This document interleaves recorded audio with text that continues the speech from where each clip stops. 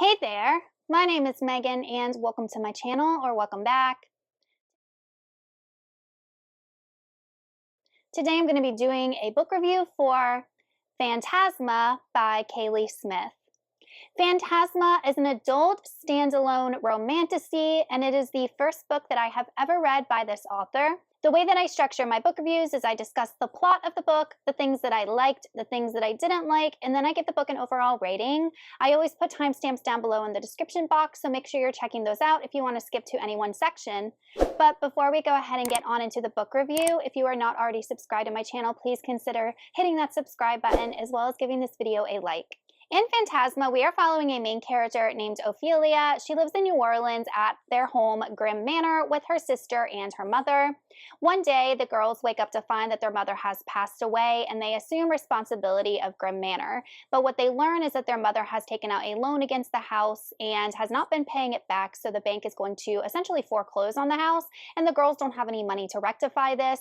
We also learn that Ophelia's family, the women in the family, have necromantic abilities, and once the main matriarch passes away, that magic goes to the eldest daughter. So when Ophelia's mother passed away, Ophelia received those necromantic abilities while the sister Genevieve did not, but Genevieve wants nothing to do with it. Where Phantasma comes into play is that Phantasma is this traveling, it's almost like a carnival, but it's not a carnival. It's a tournament, and it jumps between cities, and people are able to enter the tournament and pass several levels, and if they win, they get a prize. So what Ophelia learns is that her sister Genevieve has entered Phantasma in order to win so that she could get money to pay off the loan against their house. And this is a deadly tournament. People die all the time, and Ophelia decides to enter Phantasma in order to find her sister and make sure that nothing bad happens to her. Once Ophelia enters Phantasma, she realizes that she's kind of in over her head, but she meets a ghost named Blackwell, and Blackwell is an interesting type of ghost because he's not, I guess, transparent. He is more corporeal, but he offers her help and offers her a bargain where if she loses, then she will owe him 10 years off of her life. And it is these bargains over the years that Blackwell has been making that has allowed him to sustain his life force. So Ophelia realizes she has no other option and agrees to this bargain so that he helps her win the tournament, find her sister, and get the money. Going on into the things that I liked about Phantasma, this book has been compared to Caraval. So if you are someone that likes Caraval, which is a YA story, then I think Phantasma would be a good segue into an adult version of this. There is more adult content in this book. There is a little bit more blood and gore in this book because these tournaments are deadly. We do have some sexually explicit scenes in this book, which definitely are not in Caraval. And we are following an older protagonist who is in her 20s. However, there are a lot of similarities. We have a mystery / tournament type game. We have a male protagonist who is harboring secrets. That is Morally Gray, who offers to help our female MC. We have a romance, we have magic, so we do have all of those elements.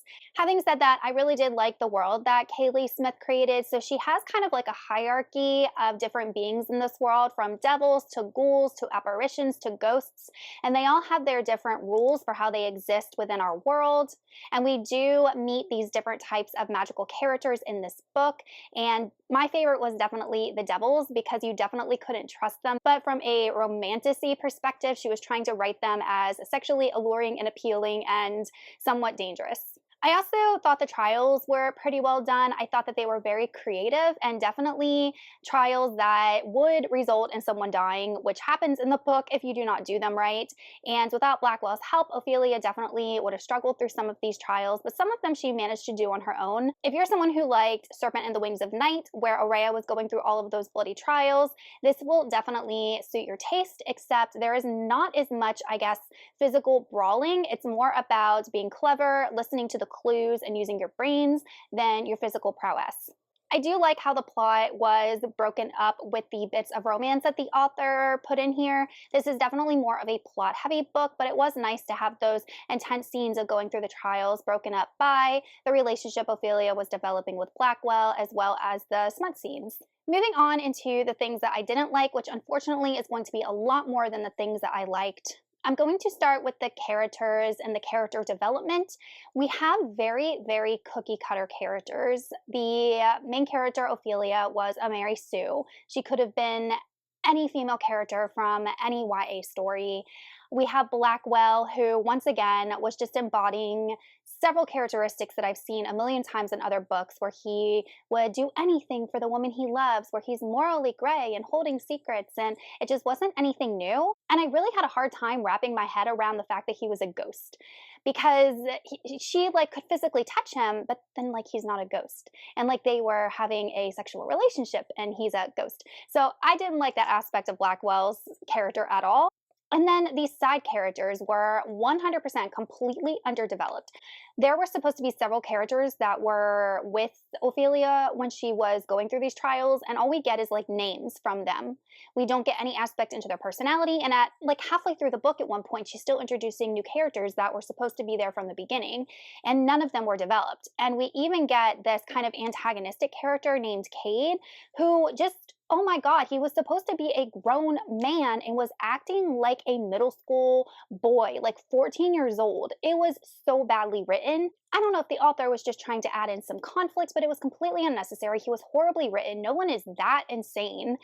And I couldn't stand him, and not even because he was insufferable, but because he was so badly written. I also had a lot of trouble with Ophelia's magic, because I feel like the author relied on her magic to make things easier for the main character. So she is a necromancer, and that is actually never fully explained, the extent of what she's able to do.